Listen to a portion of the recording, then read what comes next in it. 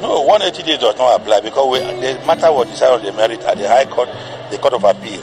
So we are not going back there. This court will determine it on the merit, whether there was double nomination and also whether we have local standard. They have done it before. They did it in the case of Uche, Nwosu and APP, so they'll do it again. Exactly on all fours. The Vice President-elect of the All Progressive Congress, Kashim Shettima, is said to be disqualified by the Supreme Court. We all know that the House of Senate is a retirement home of Nigerian governors who has ruled their various states. So Kashim Shettima has already bought ticket for Senate to contest for Senate. But Tinubu along the line announced him as his vice. So we don't know whether he withdrew his form, or he withdrew his application, or his application was still valid as at the time the APC had their primary. But so many people believe that if Supreme Court should be fair in their ruling, Kashim Shettima should be disqualified, just like the case of Uche Nwosu of Imo State, who had double nomination from two political parties and he was disqualified.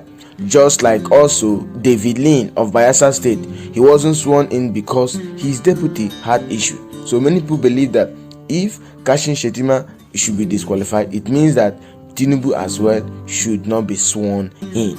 But we are waiting on the 26th of this month of May to see what will be the verdict of the highest court, Supreme Court. So on Friday, 26th of May, the Supreme Court will give their verdict on Shettima's double nomination. All eyes are on this particular case.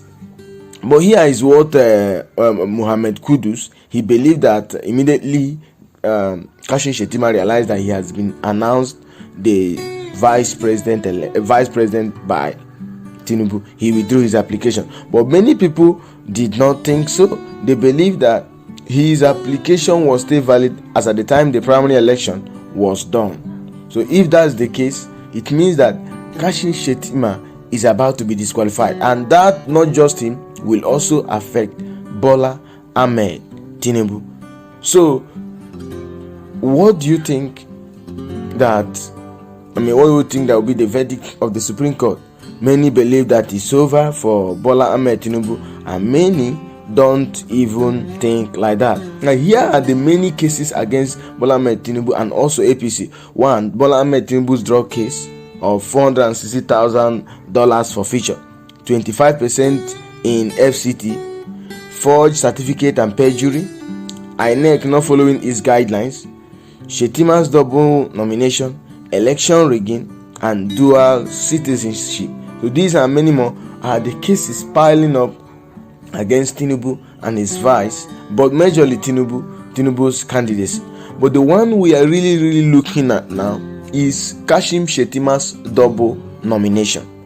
Do you think that Kashim Shettima will be disqualified by the Supreme Court based on their forthcoming ruling on May 26 on this matter?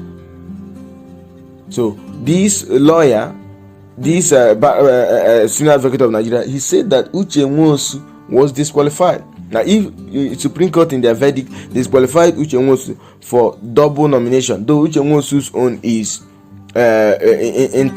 his nomination is coming from two parties, but of course Kashim Shettima's own is coming from one party, but they are almost same. He has two nominations: nomination as a senator, nomination as a vice president. So this, I believe, is a big problem. And if this should happen, it means that the senator representing Yobe North should Ahmed Lyon should also be disqualified because he had two nominations. He had the nomination as a senator, also a nomination as a presidential candidate of APC during the primaries. So if this should be done, if the Supreme Court should be fair in their ruling, there's going to be a lot of disqualification. But let's wait and see what happens on the 26th Friday. It was already this week. Let's wait and see what's going to happen. Do you think that Kashim Shettima will be disqualified. And if he's disqualified, it means that Tinubu is going to have a problem. His inauguration, his swearing in will not happen. I would like to know your comment in the comment box below. Thank you.